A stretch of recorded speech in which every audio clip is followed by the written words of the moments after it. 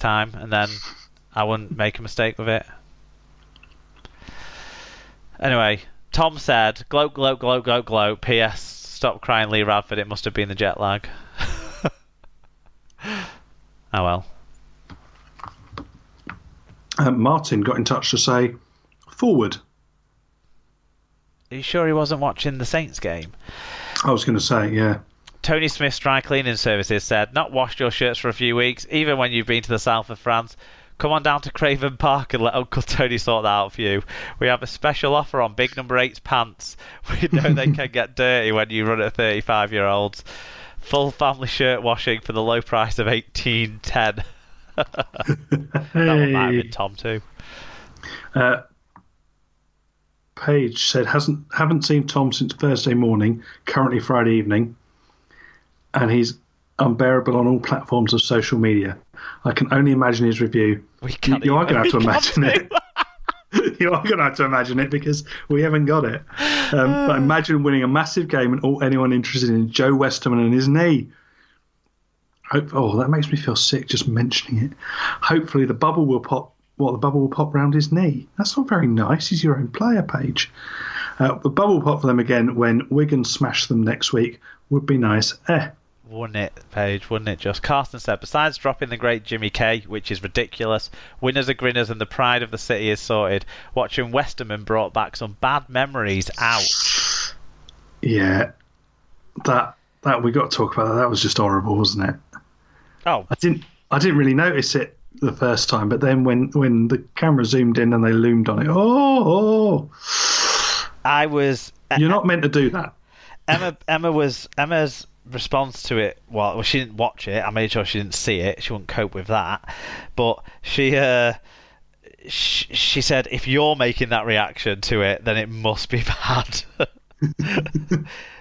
It was awful, weren't it? It was horrible. I mean, much credit to him.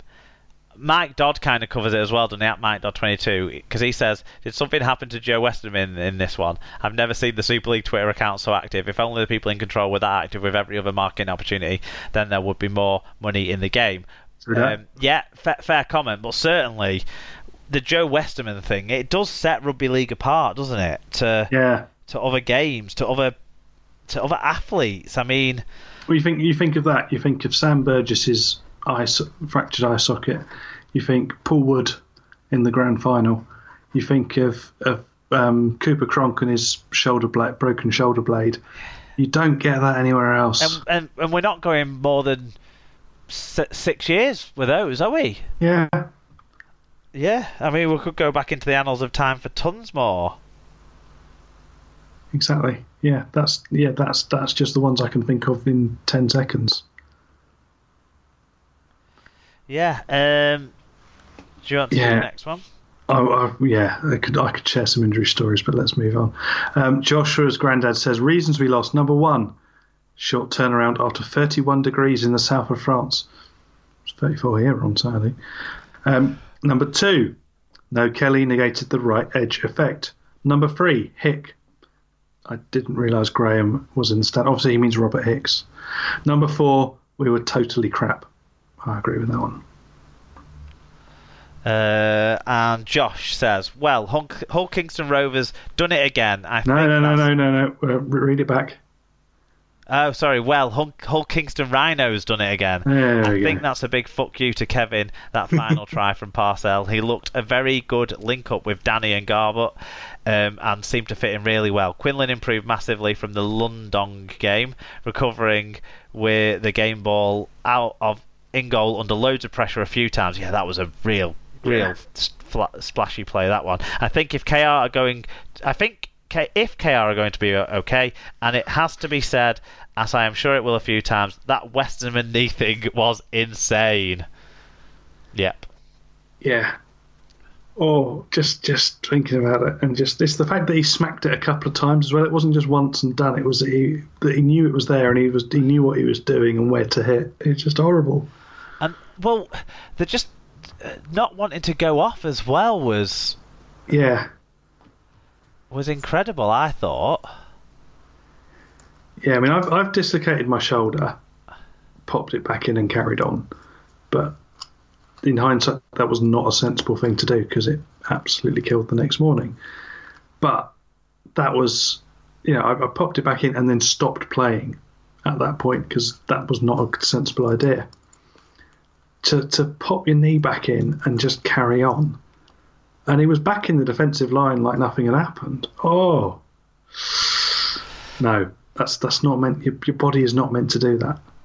Whilst you're thinking about your star men and highlight moments of this game, Tim, do you want to know what Tom Andrews had to say? Because I've been able to dig it out. Yeah, we better give him the credit of it because otherwise we're at the end of it. Wikipedia edits, Wagner videos, the only W I want is winners. 1-17 outplayed them. Highlights being Weller smashing that shit Liam Watts all over the... the shit Liam Watts all over the park, he means. God, didn't he look fat, by the way? Scott Taylor. Yeah. Mosse looking devastating and Quinlan playing on another planet. Jake Connor showing he's a poor man's nugget slut and should stick to playing centre. Matt Parcell, what a gift he is. Does that with one training session. Can't wait to play Leeds in 2 weeks. Then he says, Paige is dodging me. Can't blame her after Good Friday. I need a little revenge. Thanks to the Twitter Will for sending her prayers. It's a long time until next season. And then P.S. Stop crying, Lee Radford. It must have been the jet lag. So, there you go. There's that for you. Matt Parcell, who else was good? You've got to spend time on Matty Parcell. He won all the plaudits elsewhere, didn't he? Steel, 3 Man of Steel points, very much justified. He was clearly motivated, obviously, to prove everybody wrong. I actually thought Ben Crook stood up really well. He wanted to prove Sarah wrong after last week's show. Yeah, he did, and rightly so. He came in well. I thought he certainly did well defensively. Some really good, solid tackles that he put in that really showed up. I thought. For Adam Quinlan again, and as Alan said, that bit where he had got out of jail for the goal line dropout and just was a matter of centimetres from getting pinned. That really gave some momentum and pushed the game on. So I think he did very well, and that would be for me. Yeah, I mean, was there any? There were so many nearly highlight moments for Hull KR in this game because. Although I would say Hull FC were arguably just about the more controlled team in the first half, the amount of breakaway chances that Hull KR didn't quite grasp was both impressive and shocking at the same time. And that seemed to carry on in the second half. But during the spell when it was happening in the second half, Hull KR were definitely the better side. For half an hour of that second half, it was probably the best Hull KR have played in years. I mean, they were certainly since the first game of the season. Yeah, well, since the last 6 seconds of the first game of the season. Yeah, and I think come back to Quinlan as well. The work he did for that Crooks try was absolutely fantastic, and that set up that, and that was just brilliant work. And Crooks, very good. Yeah, that pod of Crooks, Quinlan, and the most beautiful man who has ever worn a Hull KR shirt in Craig Hall. They do gel together well, and they really linked up superbly.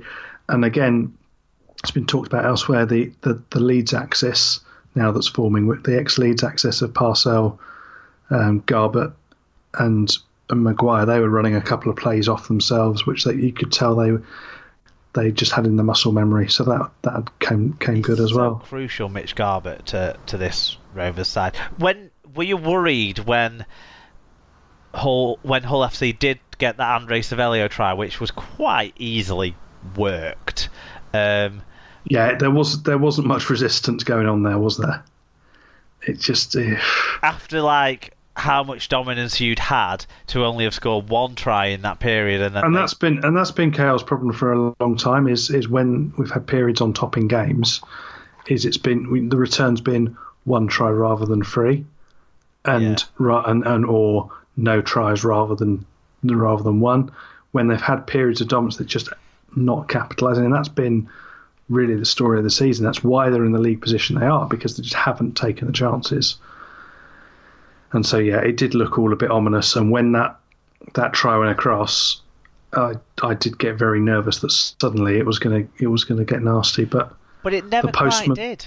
No, he never quite did. It kept contained at bay, and then the postman, he delivered. And I actually thought Hull KR were more likely to score in that passage. It just felt like they were by far on top in that second half. There's talk about Connor not being as good a halfback as he is a centre. It's a legitimate thing to ask. Like, when he's in the centre, you wish he gets his hand on his ball more, on the ball more, because of the way he plays. But when he's in the halfbacks, I'm not sure if he's imposing himself on the game as much as you think he should be in that position. And even when he talks, is that because he knows? Is that because he knows that he's only ever in there for 1-2 games at a time? He doesn't have that settled leadership of knowing he's going to be doing it for a long time, so he doesn't have the. I think he doesn't get the confidence from that when Snide's out rather than when Kelly's out, because when Snide's out, he does all the kicking. And I think he likes to be the main man. When Kelly's out, Connor still has to do the same as what he does, but not have Jake Connor next to him like Albert Kelly gets to have. So I think that maybe... He talked about it as well as like, I'm just playing one position in. He didn't talk about like actually what more needs to be done about in the halfback position. I agree with what people are saying, that it doesn't seem at this stage in his career that halfback is where he should be necessarily all the time, but I certainly think he's got the quality to be a long-term quality half in this competition. So yeah, I wouldn't write him off from that. Do you want any more gloating for you on this one? Craig Hall's amazing. Craig Hall's wonderful. Was he even it? Anyway, he played. He was, yeah, but he's Craig Hall. Okay, he's just there. Right, so makes everybody feel a bit calmer just by you see Craig Hall and your blood pressure drops 10 points. You were happy that he signed his new deal then? Yeah. Okay, we move on to Friday night, and the first game on Friday night we're going to talk about was a game that both me and Sarah got wrong, a second game that both me and Sarah got wrong last week. But Wakefield were bolstered by some returning stars, and they ran out winners at home against Huddersfield, 36 points to 10. It was 16-10 at half time, so the Giants had a scoreless second half. 4,846 was the crowd. Greg, is it Greg? Greg Dolan was the match official. Incomplete team stats, so can't get into that too much. But for the Wakefield Trinity side, Tyler Randall, 3 tries, 5 tackle busts, 124 metres, 2 clean breaks. That's a phenomenal term for him. Kalepi Tanganoa, 5 tackle busts and 163 metres, and 1 monstrous tackle that we'll get to in a minute. Yeah. Ryan Hampshire, 1 try assist, 5 tackle busts, 138 metres, and Jacob Miller, 1 try, 119 metres. For the losing Giants side, Paul Clough put in a shift, 40 tackles, Suhi and Matungi, 114 metres, so his strong carrying season still goes on, and Louis Senior is enjoying that right wing spot for the Giants where all their tries get scored. He's got another try this week to add to the one he had last week, and 108 metres for the Louis of the senior variety. I can't really tell you a lot about this game, Tim, given that I was at another game and then watched the TV footage of the other game on Friday night, so I don't really know a lot. When Mike was talking about the Super League account, and I totally agree with what he's saying there, they can do more to push stuff and promote stuff.